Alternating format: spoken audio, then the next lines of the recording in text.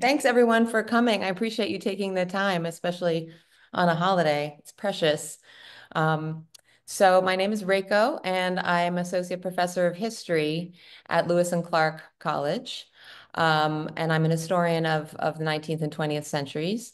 And I teach classes in US history, including an inside out class called Crime and Punishment in the United States.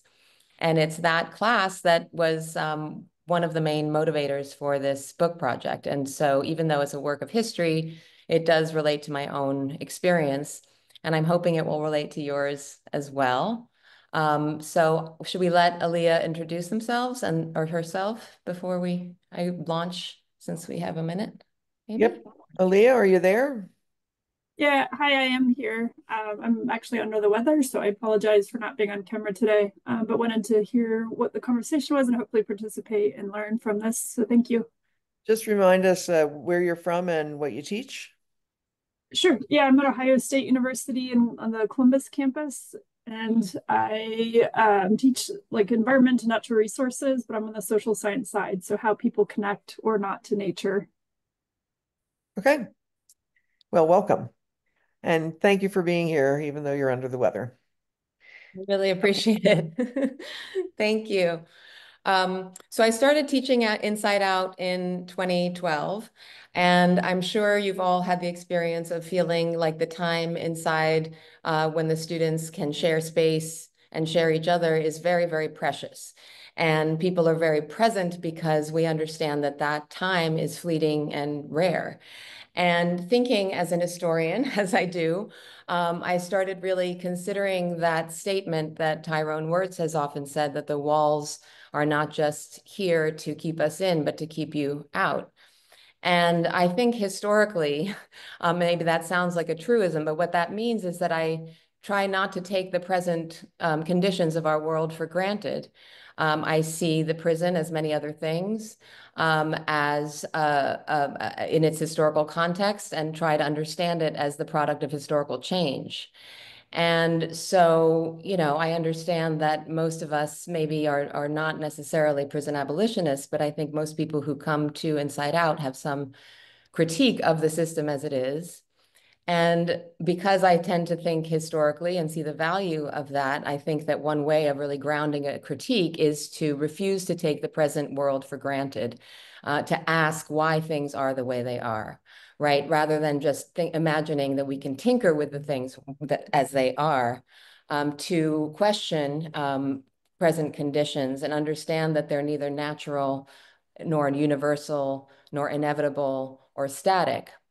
And so, in asking the question, has it always been so? Has it always been that the inside was so walled off from the outside? Was there ever a time when the prison walls were more porous? Was there ever a different idea about a prisoner's relationship to the free world? And it turns out that yes, there have been different times and places within the United States in the recent past when there was much more fluidity between the inside and outside of the prison. So I begin with an anecdote, or sort of setting the scene in my Inside Out class, before I proceed to think historically and introduce the book's argument. So what I'm going to do is just tell you a little bit about the content of the book, and then hopefully bring it back to Inside Out. So when I began to ask this question, it was around 2012 when I began the Inside Out class at my institution. And in that very year, a very conservative governor of Mississippi, whose name was Haley Barbour, caused quite a scuffle when he commuted the sentences and engaged with the clemency process to issue pardons and commutations to over 200 people when his governor's term was over. And there was a lot of outcry from across the political spectrum, with the sense that somehow this was favoritism or corrupt or reckless or um, um, somehow arbitrary. And he said, well, I'm just continuing Mississippi tradition. This is a guy who has a Confederate flag in his office, right? So I started to think about this strange combination of mercy and conservatism. I'm an historian of the South. I was like, what is this Mississippi tradition? What is he referring to? So I began to think about the process of clemency and ask the question of whether or not clemency, that is to say, the prerogative of a governor as part of his executive power to release people, pardon people, commute people whose sentences are very long, that this used to be, in fact, a much more robust process. And in the course of further research, I also started noticing that there were prisoners, because I was looking at executive orders, I was seeing that incarcerated people were leaving to go participate in a debate at a local high school, or in a chess match at a local high school, or or a professional boxing match.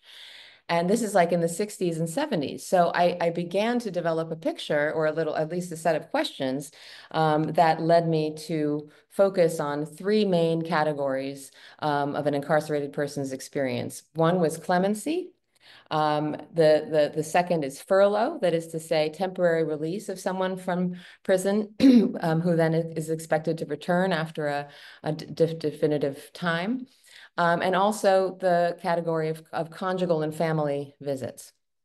And I discovered that in the course of the past century, that all three of these practices used to be much more vigorous, much more normal, defended for various reasons, sometimes rather retrograde and sometimes progressive reasons, and that in around the 1990s, all of these practices simultaneously began to decline. So a lot of historians are looking at the growth of the carceral state by looking at increasing sentencing and harsher policing and sort of the political economy of the growth of prisons. But they sort of stop short at the walls of the prison. And I'm actually trying to think about how changing prison practices, that is, how prison is run, and how it is that incarcerated people have or don't have relationships with people in the free world, to look at how those practices actually affect incarcerated people, because the changes that I'm looking at happen within prisoners' own lifetimes. And so people who had been accustomed to go out to see their family, one of the people in my book went out and got married at Jamaica Pond during his furlough in Massachusetts in the early 80s. By the 90s, he couldn't leave prison. And so within people's own lifetimes, their chance for release permanently by clemency, or temporarily by furlough, or their chance to see family members, all of that diminishes. And so I'm looking at the rise and fall of those practices. So I'm going to just go into a tiny bit of what each section is to give a little more detail of each of those practices. And then I'll read a tiny bit, if you'll indulge me, the conclusion of the book, because it quotes a former Inside student and a think tank member. So the practice of clemency is something that's in the federal constitution. It is part of an executive's prerogative.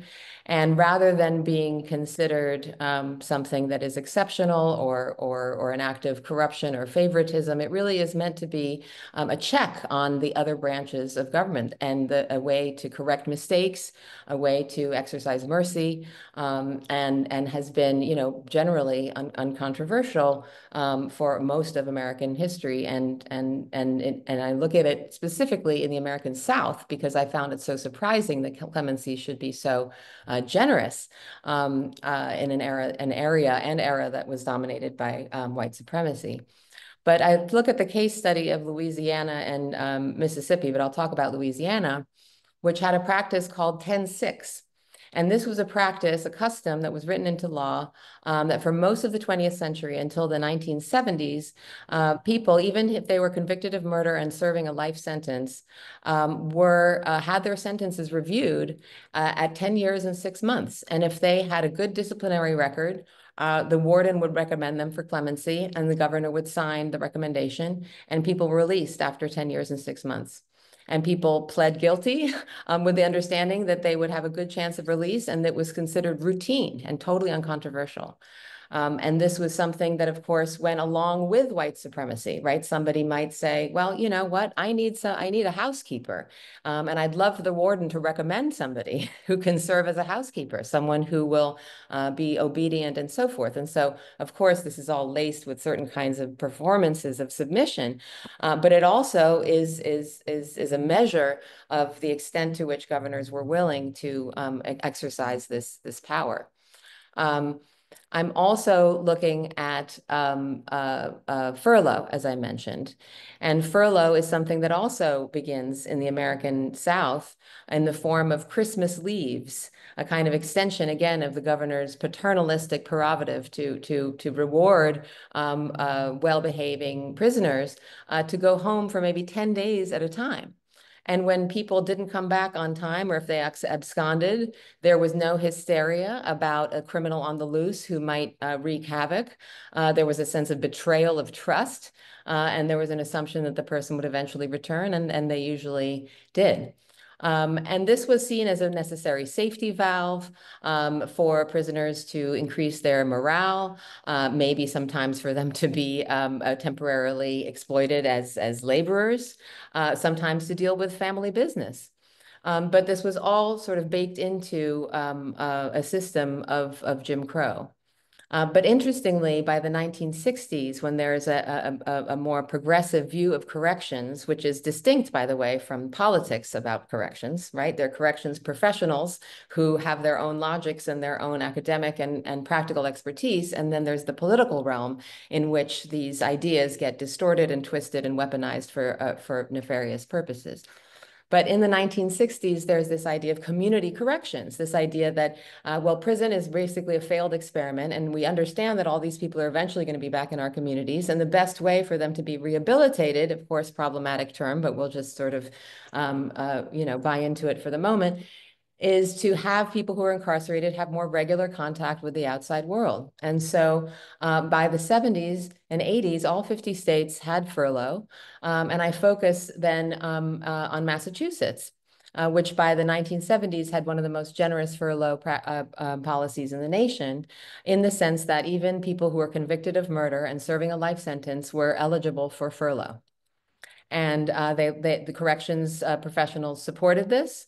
Politicians supported this. And one of the main logics of this was the understanding that even people serving life sentences would eventually get out. And so it would be actually incredibly effective rather than indulgent to allow more engagement with the outside world for people who inevitably would be released, even people incarcerated for the most heinous crimes. And so by the 1950s, 60s, 70s, you've got people, going with other incarcerated people, along with the warden, all in civilian clothes to watch a high school basketball game in Texas. You've got prison bands from Angola prison going and playing at the high school prom in the 1950s. You've got Angola prisoners going to a radio station to perform for radio. You've got folks who can go out and have jobs, right? And give talks at Alcoholics Anonymous or to school groups. There was one incarcerated person in Louisiana who had spoken to over 80,000 school children. He was deemed safe enough to leave unescorted for several hours to go speak to children, but he was not safe enough to get out.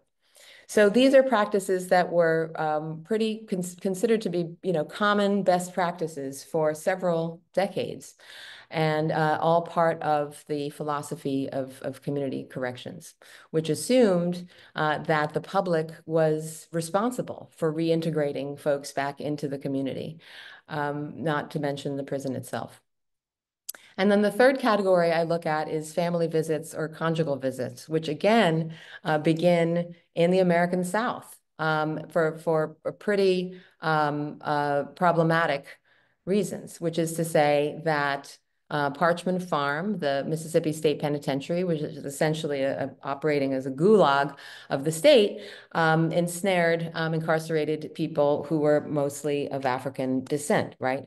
And this is, of course, an arm of Jim Crow domination and terrorism. And it was not assumed that these folks should be morally rehabilitated. What would be the point, right? I'm not endorsing this view.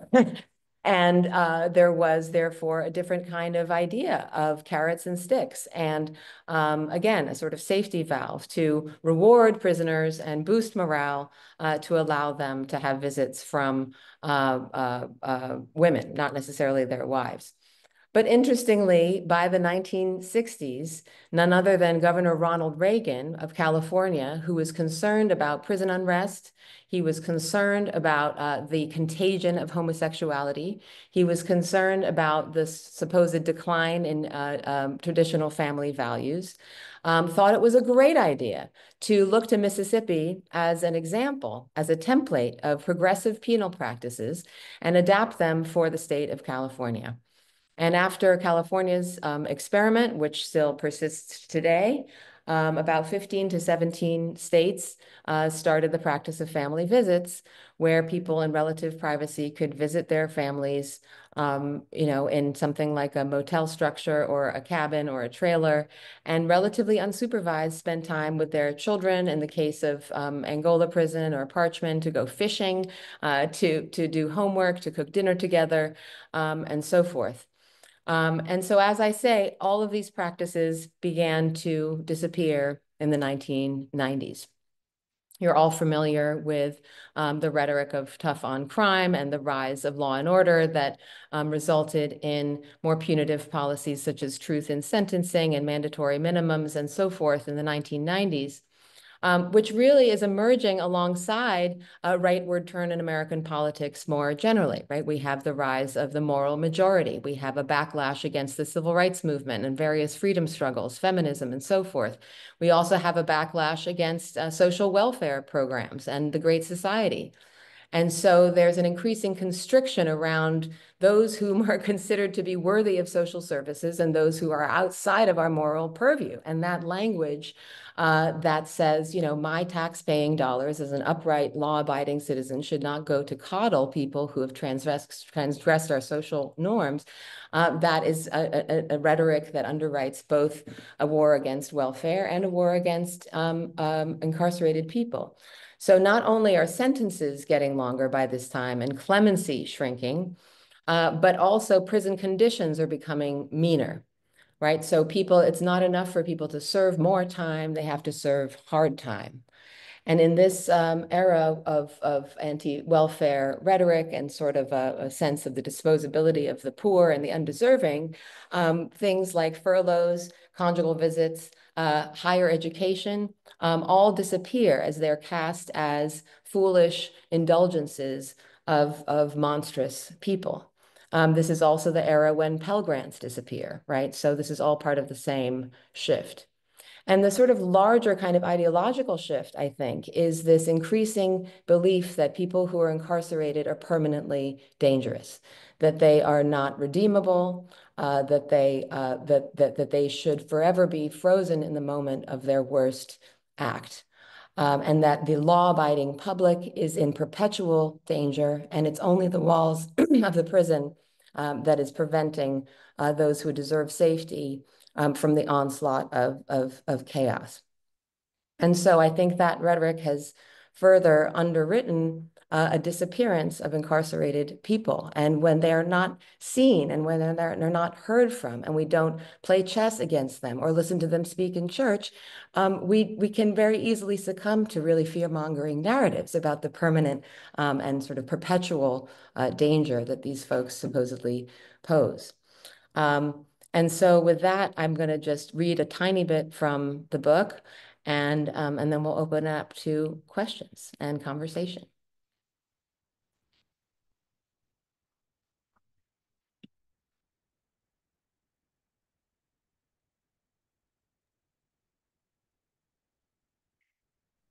So I had the great good privilege of being accepted to speak at inside Massachusetts Correctional Institution at Norfolk. And I was in an auditorium full of correctional staff and incarcerated people serving a very, very long time. And I was not allowed to bring paper into the facility because of the supposed epidemic of drugs being sprayed on paper. And so I didn't bring any notes. And I was, just thinking, oh, well, I know this stuff. I'll just flip through the book the night before and see if there are any real nuggets that I might not remember otherwise. And I looked to this paragraph that I had decided I wanted to read, and it turns out that I'm quoting the Lifers Association at Norfolk Prison. And the author of this quotation was in the room. and he's been locked up for 40 years. So this is the end of the section on furlough.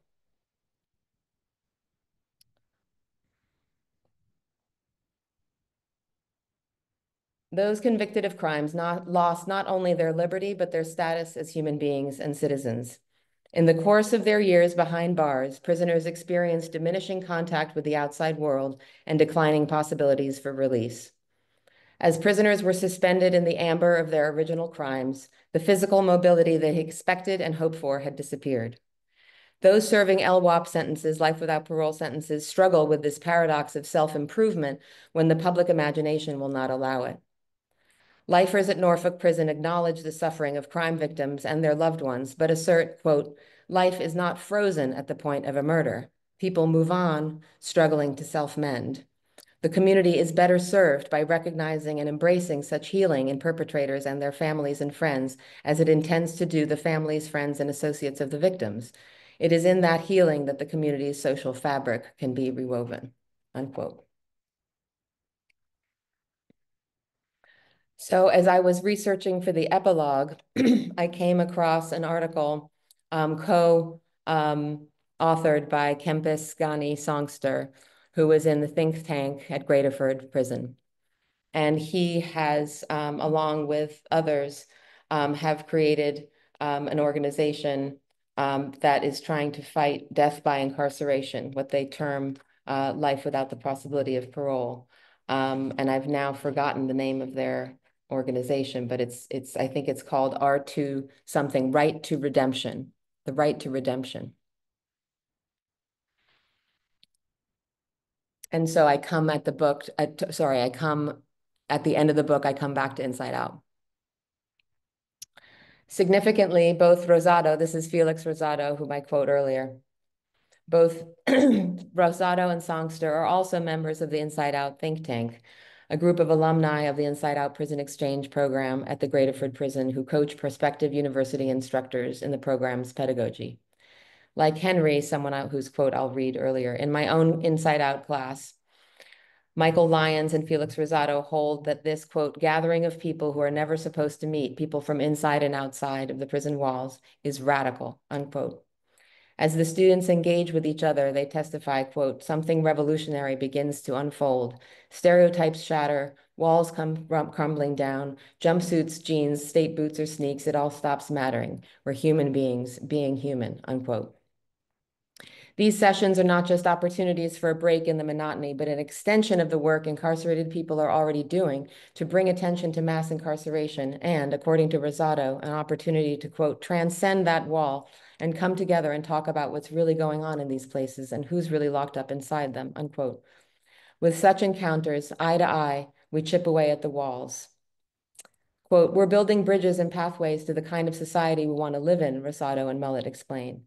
And it's making those walls feel a little less concrete until the day they come tumbling down.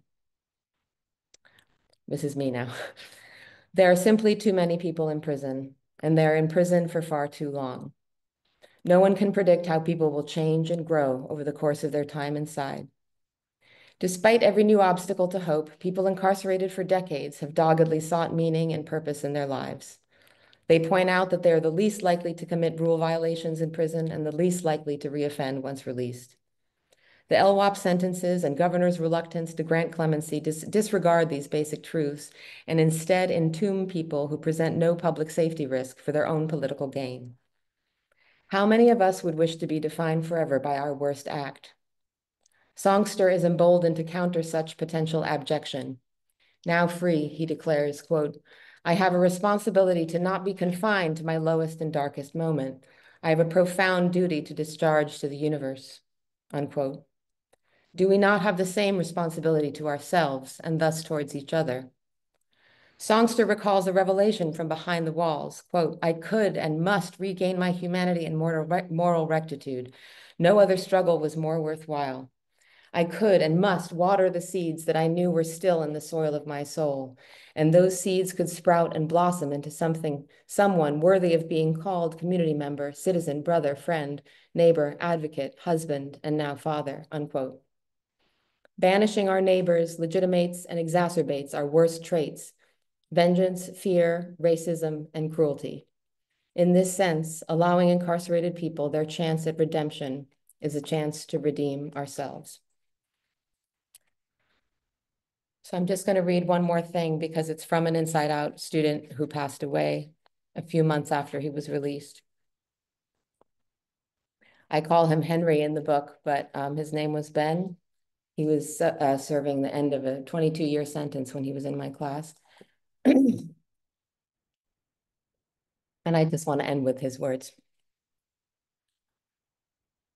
For a student named Henry at the tail end of a 22-year sentence, the integration of incarcerated and free students was a chance to imagine otherwise, to create an alternative social world, a collective insurgency of affection, eyes to eyes.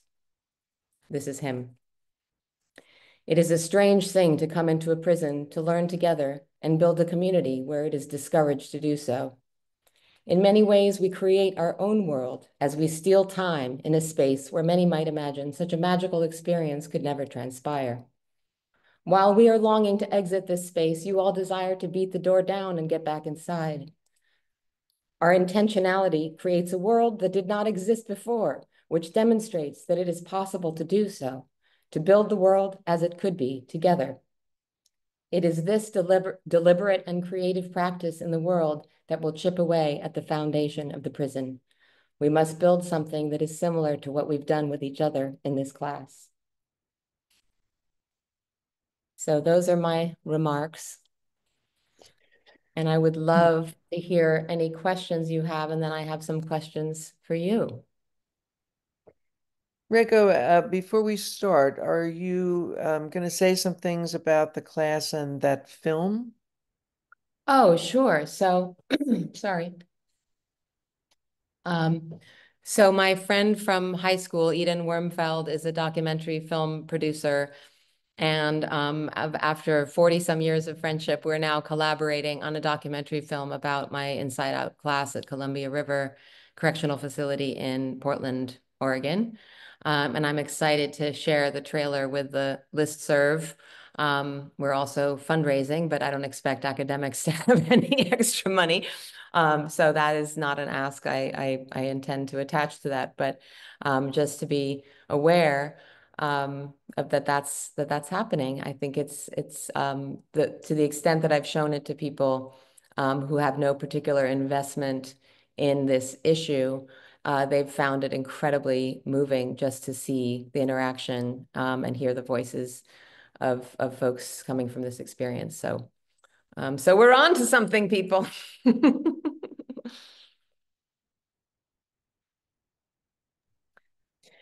So what kinds of questions or comments do folks have?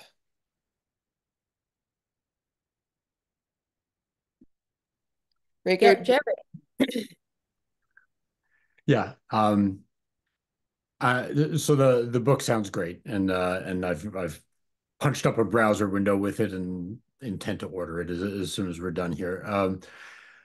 Uh, so I'm trying to think about, well, the question is from a historical perspective, what was the discourse like around these categories of permeability that you're talking about? And specifically, I'm going to be teaching students, half of whom are looking at reentry in the near future. And reentry is the language that we use these days for transitioning back to this side of the wall. And I was going to say something else, but I don't remember what it was. But looking back historically at these kinds of permeability of the wall that you're talking about, I want to understand, and I think you said some things along these lines, but I'm not clear on to what extent was the discourse around this a discourse of reentry? Probably not using that word, but a discourse of reentry in the sense that, all right, these folks did these horrible things or whatever, and now we've got to fix them so that they can go back into society because they're going to go back, right? And so then the concern is recidivism. Recidivism is always the thing that people are talking about when they talk about reentry these days, at least the way these systems actually work. As opposed to a discourse historically of these people are in here, but that doesn't make them not members of the larger community. It means they're going through a certain, we think, necessary experience, but there's a certain basic respect for them as members of the larger community. And so part of what we do is we treat them with as much respect as we can.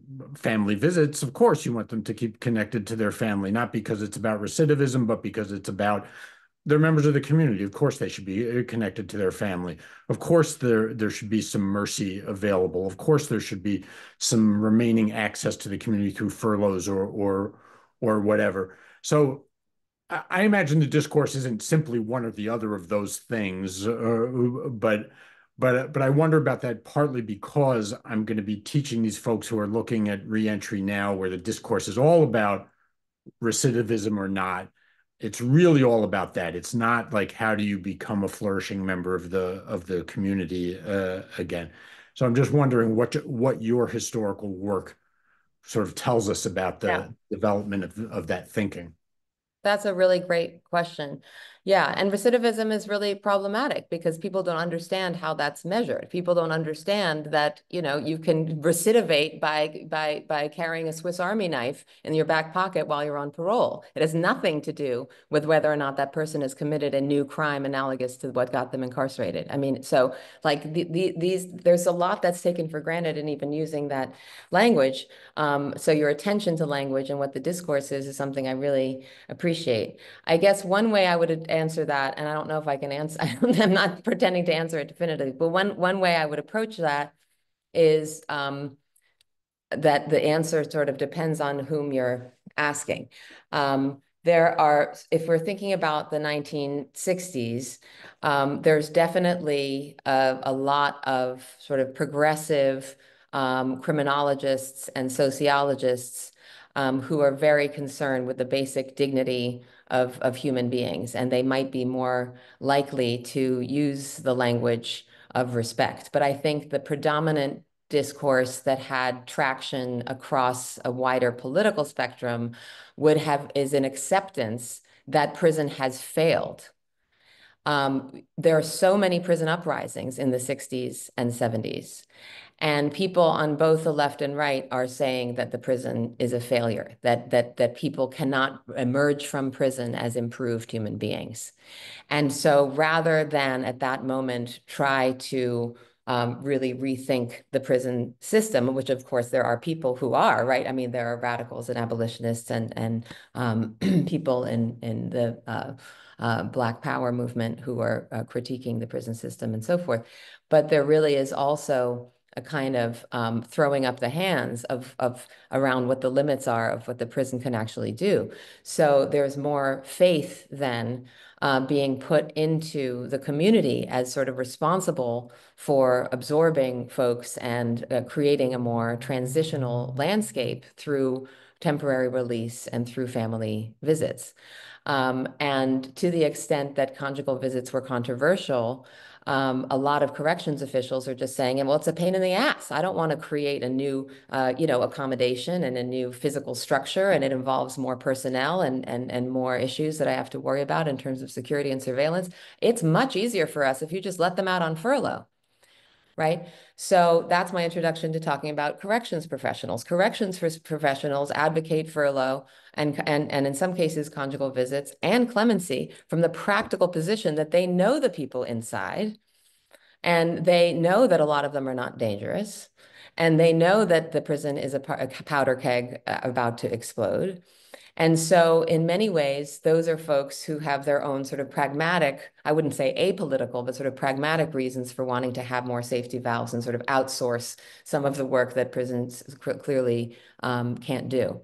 And then you kind of have a conservative moralism around, and I don't mean this necessarily in a negative way, but this sense of like, for people to succeed in the outside world, they need to maintain family ties, that it's completely, unrealistic for people to have their proper role in society if you are, let's say, a male breadwinner, and have no sense what it is to be a patriarch of a quote unquote normal nuclear family. So there are these normative values around family ties, what kinds of families, connections with the community, building networks, again, with the understanding that it's human relationships that are going to help sustain someone on the outside.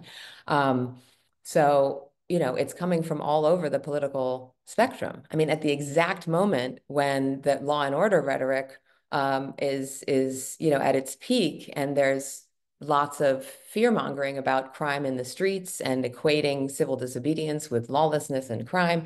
At that very same moment, conjugal visits are introduced in California to tame people on the inside, because maybe family responsibility is going to domesticate people who are inside. So there's lots of strange bedfellows, and evangelists, Christian evangelists, who promote conjugal visits, right? Because they're afraid of homosexuality in prison, among other things.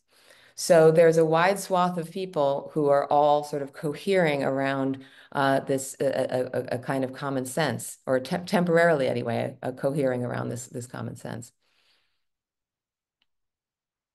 Are there any other questions? Oh, wait, I have a question in the chat, and then we'll get Sue's question, then I have questions for you all. So Kenneth asks, I'm interested in how prevalent such practices were. I'm not sure which practices you mean, but furlough was common in all 50 states from the late 60s, early 70s, all the way through the 80s. And there were varying degrees of eligibility depending on the state and depending on the facility.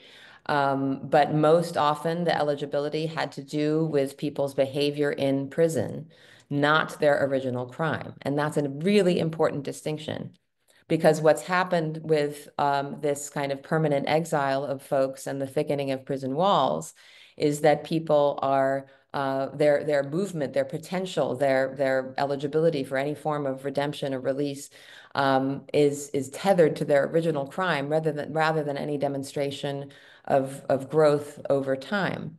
So a really good example that proves that is that in 1988, Arizona, which had furloughs, changed the eligibility standards from your behavior in prison to what was your original crime. Okay, so the eligibility will then, decrease tremendously. Conjugal visits, now that is something that I can't quantify, but I will say that it only took place in 17 states at the most, and only in California and maybe Vermont or Maine, Massachusetts. Sorry, Vermont had them, but I don't know. It's irrelevant now because they don't have them anymore. But I think California is the only place that recognizes same-sex couples. And in most of these states, one has to be married, right? So there's a certain definitions of family that adhere to those qualifications. Clemency was common in all 50 states. In Pennsylvania, which is relevant to you all, governors in the 70s and 80s commuted the sentences of 600 to 700 people who were convicted of murder and serving life in prison. 600 people in a decade. And the following governors commuted the sentences of maybe 7 people. So it plummeted. So we went from common to not common. I mean, there are different ways of measuring rates of clemency and so forth, but it goes from the hundreds to the single digits. The second question to do with disfranchisement. It's interesting that you ask, because my next book project is actually on prisoner disfranchisement, by which I mean the ability of incarcerated people to vote while they are incarcerated. And I'm focusing on the state of Massachusetts because that is a place where incarcerated people had the right to vote while incarcerated, even if they were convicted of a felony, until the year 2000. So I'm looking at the decline of that. So Sue had a question, and then Julia, and then I'm going to interrupt with my question. Thanks, Reiko. This was such a beautiful presentation and such important work. Your book is sitting in the other room, and now I've been looking forward to reading it. Now I really can't wait to dig in. What I wanted to ask you is, I am from Massachusetts, actually, but I think everybody nationally will remember the whole, well, they won't unless they're of a certain age, I should qualify, the whole Willie Horton incident that happened in the 1988, I guess it was, presidential campaign, where the governor of Massachusetts, Dukakis, was the Democratic candidate, let someone out on furlough, named a black man named Willie Horton, who committed another murder. And that became like the poster sort of child for why people shouldn't be let out of prison, and is considered to have been one of the things that really compromised his candidacy. But I'm just wondering, like, do you think that particular episode was a real turning point in attitudes toward furlough? Absolutely, absolutely. I promise Sue and I didn't talk right before this.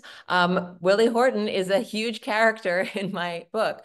I would Um, imagine so. I'm my- assuming so. Yeah, so I have 3 chapters on furlough, and the first chapter gives the longer history of furlough in the context of the American South, and then how it begins to spread nationally, as I said. And then the second chapter is kind of a prequel to the Willie Horton scandal. So when he was released on furlough in 1987, he was one of thousands of people who were released on furlough in Massachusetts. And I focus on Massachusetts not only because of the William Horton story, which is really the locus classicus of this backlash, but also because, as I said, Massachusetts had such a noteworthy furlough policy. Um, Massachusetts had a lot of prison uprisings in the late 60s and early 70s, and a lot of political and public attention and sympathy from outside allies really brought the question of prison conditions to the public in an incredibly kind of live way. Um, and in the 1970s, there was a court case involving someone named Arthur Devlin, who was serving a life sentence for murder. And furlough eligibility had been taken away for people who were serving life sentences. And he was arguing that he should have that right. And the court sided with him and said that in Massachusetts, we do not incarcerate people for life. Even those with a life sentence will have such a high likelihood to get out that even those serving a life sentence must be allowed furlough as a measure of public safety. So going back to Jerry's question, I think too, the language of public safety is something to interrogate, and how that changes over time. Who is the public? What is safety? And what kinds of mechanisms are considered useful for public safety? In the case of furloughs, corrections professionals, as well as people from, the social work and criminology field, argued that furlough was essential to public safety. Not a risk to public safety, but essential to public safety. And when William Horton was finally, caught, I guess you could say, and reincarcerated after he committed a sexual assault in Maryland, that year, the furlough success rate, which is measured by how frequently people return on time, was 99%. And that 1% isn't Willie Horton's running around, committing wanton destruction. They're people who came back to the prison an hour late. So what happened with the William Horton scandal is that an exception was turned into the rule. A sensational case was lifted up as the prototypical case and a likelihood that could befall anybody. And so I track that case, and it becomes really relevant to the story I'm telling, but also because it helps us circle back to clemency, because without furlough, governors had very little basis on which to grant clemency without taking a real risk, right? Because furlough is a test, it's a rehearsal, it's a proving ground. And so as furloughs disappeared, clemencies disappeared. And in Massachusetts, just to return to that, the clemency guidelines changed over time. So in Dukakis's original guidelines in the 80s, let's say, the main guidelines for who should get clemency are how much they have changed over time. The original crime is not even mentioned. And then by Deval Patrick, clemency is written, his guidelines for himself are that clemency is only to be used in the most exceptional situations, that the person must take full responsibility and, so forth, which means too that they can't actually challenge their conviction, and that they, and the original crime. Those are the metrics. Julia. So my question is a little bit less sort of on the substance of the work, but more on sort of how has your perspective changed? I mean, you've been doing this for a long time, right? And as you uncover, you know, you uncover new realities or new insights, and then you share those with people. It's emotionally moving in a lot of ways to see human beings treated with such disregard. And so I'm just curious about what your process has been when you started. As you go through it, you find more, you can't believe it, you find like, what has that been like for you as a in terms of your growth as a human being and an academic?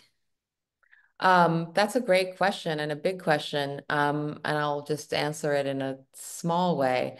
One is that I'm really, really heartened by the usefulness of this information. I have never had my work be something, well, not never. I've done work on some other things that were part of a national conversation, particularly about public memory around Confederate monuments and so forth, because that's also some work that I do. But to be able to produce what we call a usable past, something that can contribute to a contemporary conversation, has changed me as a person, because I think I never felt the confidence to be part of a national and public conversation in this way.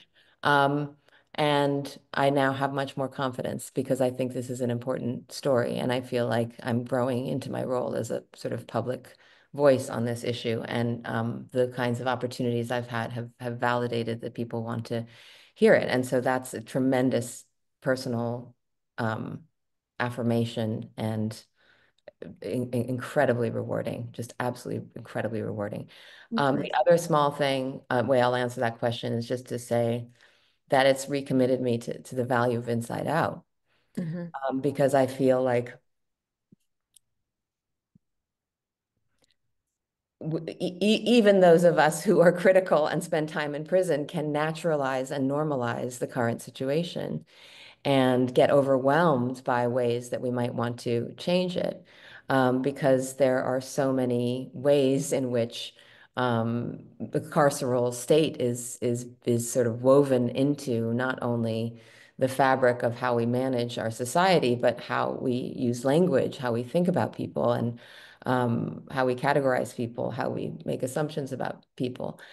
And the susceptibility we all have to certain kinds of narratives, I think, is ruptured when we go inside and spend time with incarcerated people and with each other to practice and rehearse what it is really to be connected, and to imagine a different way of relating to each other.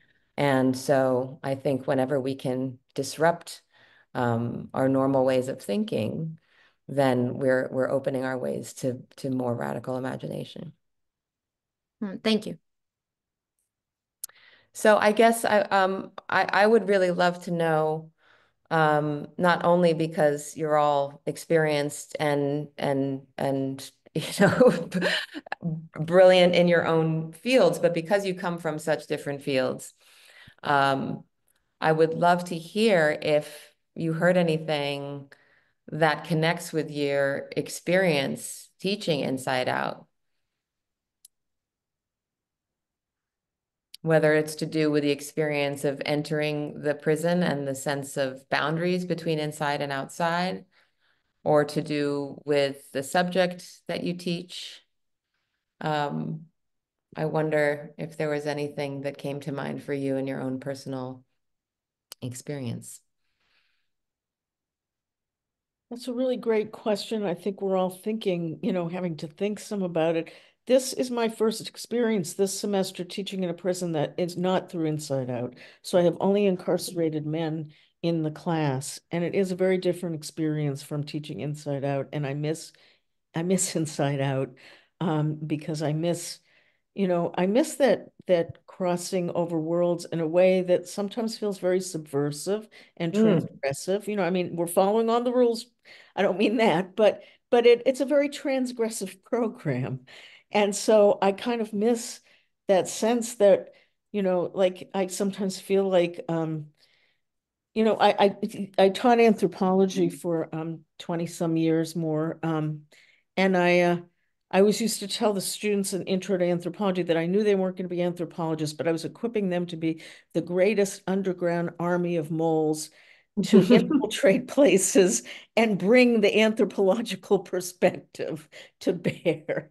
And so I kind of felt the same way about Inside Out, is that, we're equipping the outside students to be a possibly very transgressive, if not revolutionary force in reform. And so what caught my attention, particularly, when you said it's not just about like accepting things as they are and trying to change them, but it's about understanding that they weren't this way in the first place, like that they became this way through a particular set of processes that is easy for all of us to take for granted, no matter how critical we are. And if the way that you're unpacking that and saying, wait a minute, it's only since 1990 that incarcerated people didn't have certain rights. Like, I mean, I'm old, so to me, 1990 is like a few weeks ago. Yeah, right. I know to some younger people, that's a long time ago. But, and then it feels very shocking because it makes you realize that things have changed very, very recently. And if they've changed that recently, surely they can be changed back or undone in some ways, or new, ideas can be brought to bear. So I really appreciate that historical perspective. Thank you. Sarah. Yeah, I think one thing that was very interesting to me as we were selecting the inside students is the people at the Department of Corrections who were assisting. They sort of, brought together a group of 16 students, of which I was going to select 8. They had very little regard for what the original crimes were. And when they sent me the list, I made the mistake, and I will never do this again, but I looked up what the original crimes were. And that was disappointing. Like I was disappointed myself that I did that, curiosity, but they were very, very, very serious crimes. And that has had absolutely no bearing on the beautiful class that we're having. So like it was, and say all you want in terms of negative things about Florida, but one thing in this prison where we are, they're putting a lot of energy into figuring out how to not make people worse and how to prepare people for reentry. And so it's really nice to be in this setting. So it resonated with me when you said, like clemency didn't used to even concern itself with the original crime. So that was kind of eye-opening. One book that we read in the class was Larry Miller's Jump. I don't know if you've read that. He was from Philadelphia, West Philadelphia, guy who committed a homicide in his youth and was in and out of Graterford State Prison, eventually got his bachelor's degree at Temple or Villanova, and went on to be president and CEO of Jordan Brand, Nike's Jordan Brand, like an incredible story of, really transformation. And I got to say, both the inside and the outside students in my class, they ended up hating this guy. Like I thought it was just like this great story. They sort of coalesced around their hatred of him for being so selfish. But it was so powerful to see that when he was in prison in Philadelphia in 1970s, he spent virtually no time in prison. I mean, in other words, he was always on education furlough release. He was always in school, always out and about.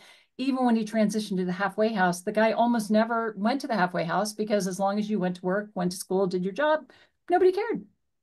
So Well, now you know why it was like that. Yeah, yeah, that's incredible. So interesting. So as much as they didn't like the main character, they couldn't believe like what his prison experience was like for a homicide. And then he got out, he committed 5 robberies. Like, it wasn't, I mean, he was, he a lot of things going on, but I mean, very, very interesting. So thank you for your work in this area. Oh, thank you.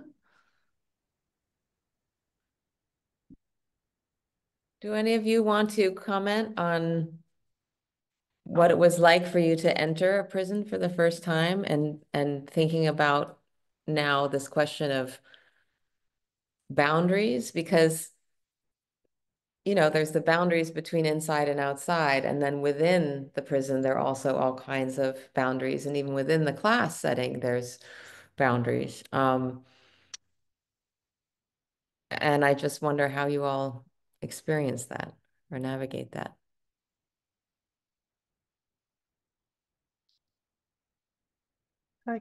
Can I comment? It's Kate, and sorry that I missed the beginning, Reiko, of your talk. I'm in the UK and it's 9 o'clock, so it's a bit later, and I've got children, and I was very busy, and the clock was there, and I completely forgot to get there. So, but I heard it's been a really good talk.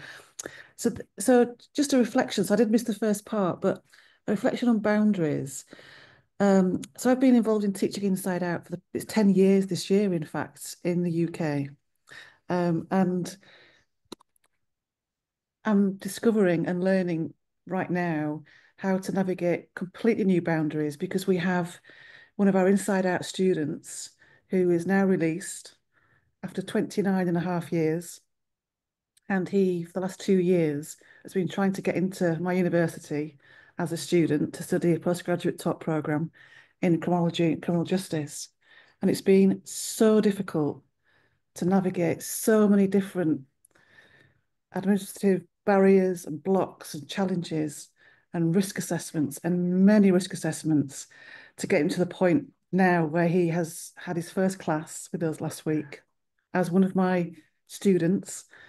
So I'm learning how to manage new boundaries, because he is no longer my inside student. He is my postgraduate student with all my other students. Many of them are quite privileged and come from quite privileged background. So I'm really trying to not give him preferential treatment. I'm trying to not do that. It's quite interesting. In an introductory class last week, we were talking about opening up the chronological lens and drawing on Jock Young's work and Pat Carlin's work to do so. And I was finding myself monitoring how I was speaking about prison and speaking about murder and speaking about homicide. And I don't know where I'm at with all of that, but it's very interesting, new boundaries now that I'm on the outside of the wall. And his co-students, we don't want his co-students to be searching who he is, his background, because we're a bit concerned that that might then usher or generate some media interest that we don't want around his case. He's, I suppose, allegedly quite a high-profile person. So there's lots of boundaries now that are very new, and it's the first time we're doing it. But it's a brilliant thing we're doing. I'm so proud of the institution to take that risk. And I think it's something in the US that you're much more used to and much more experience of, because you have many, many more people in prison who are coming out and wanting to study, which is fantastic. It's a bit newer for us in the UK. We're not quite used to it. So there's many more blocks in place that we put up, or the universities do. So that's where I was thinking when you were speaking in the last sort of 10, 15 minutes or so. So yeah, there's my thoughts. Thank you for sharing that. I'm hearing a couple of things. One is the ways that prison walls or boundaries actually follow a person beyond the prison, but also thinking about boundaries within a classroom, as you said, interpersonally, but also how we think about what a student is and what a student looks like, and all the ways in which we have to, draw on maybe a disability lens and other things, to questions of accessibility and labeling language, all of that, how we do that when we have formerly incarcerated students in the room. Because hopefully someday you wouldn't know, there would be enough of them and we wouldn't know.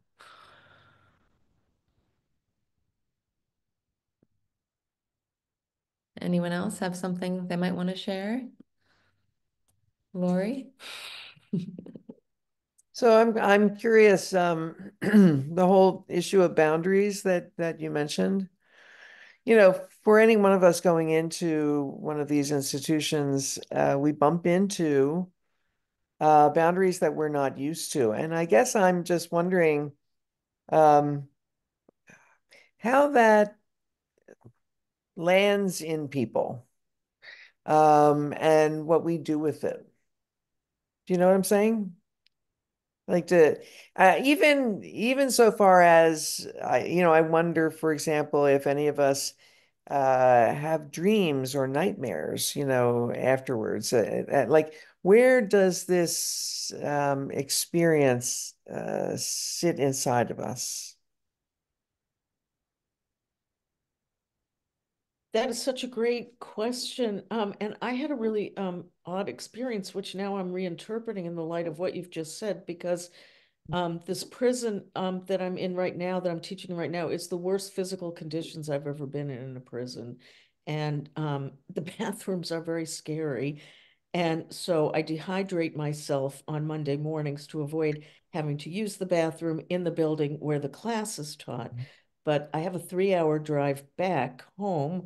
And so I do try to use the bathroom in the visitors area when you first, we all are familiar with that when you first come in and go through security.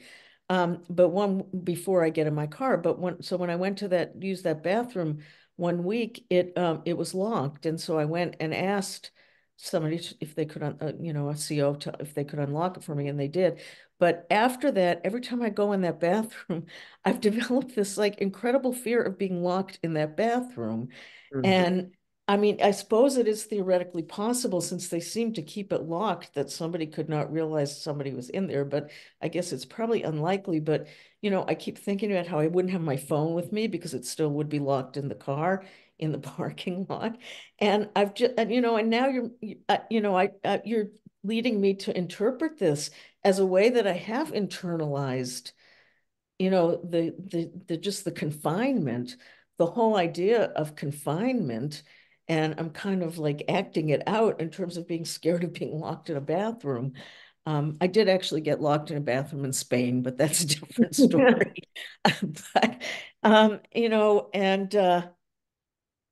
yeah, I mean, I never was aware of this idea that there's concern now that drugs can be smuggled in paper. I don't really understand how that would work, but the search that I have to go through to get into this prison is pretty much way worse than anything I've gone through before. And they do take out everything from my clear bag, flip through pages of books. I mean, it is just kind of an astonishing feeling of violation, and that's a very minor violation compared to what most people have to go through. But every week I resent it. Yeah, I wanted to hear if anyone wants to share a little bit about that moment of crossing the threshold, either coming in or leaving. What it feels like to leave the prison.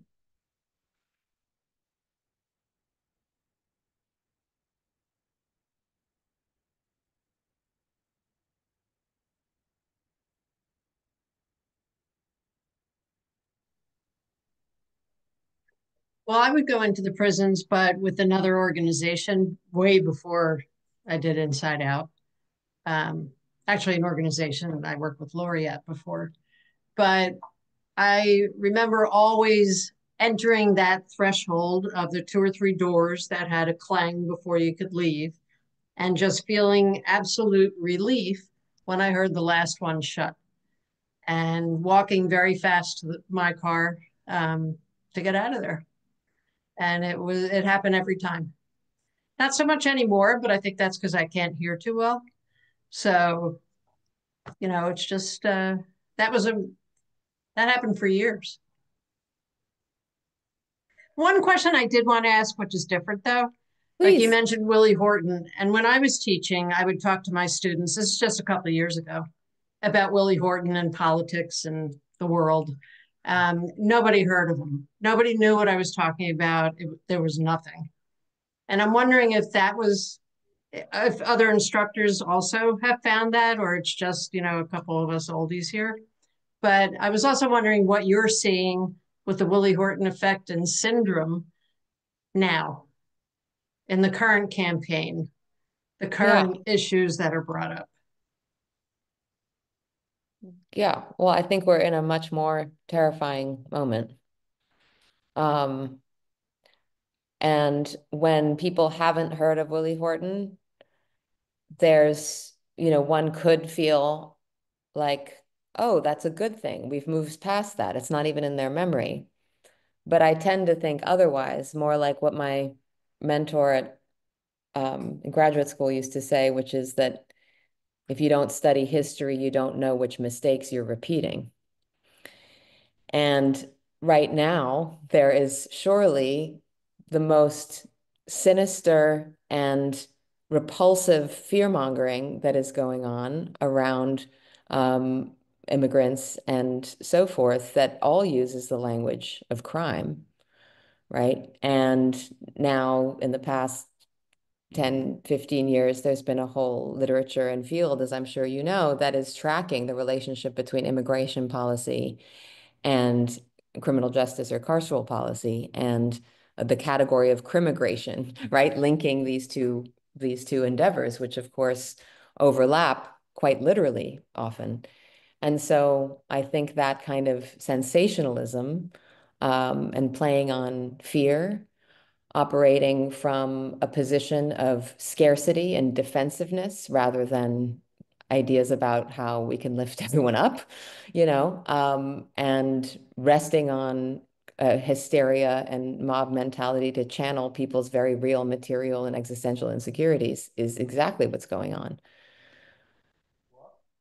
Right? So in the late 80s, if you want to have a war against welfare and you want working class white people on your side and you begin to racialize welfare as something that disproportionately helps an undeserving population that happens to be brown, then so too, right now, you can rile up the swath of people who have economic precarity by having them demonize immigrants. It's the same thing. Reiko, I'd like to ask you one last question. And given what we're just talking about, maybe it's an unfair question, but from the perspective of an historian, where do you find hope in terms of where this is all going? And I don't so much mean the bigger political picture, but prisons and precisely what you've been talking about.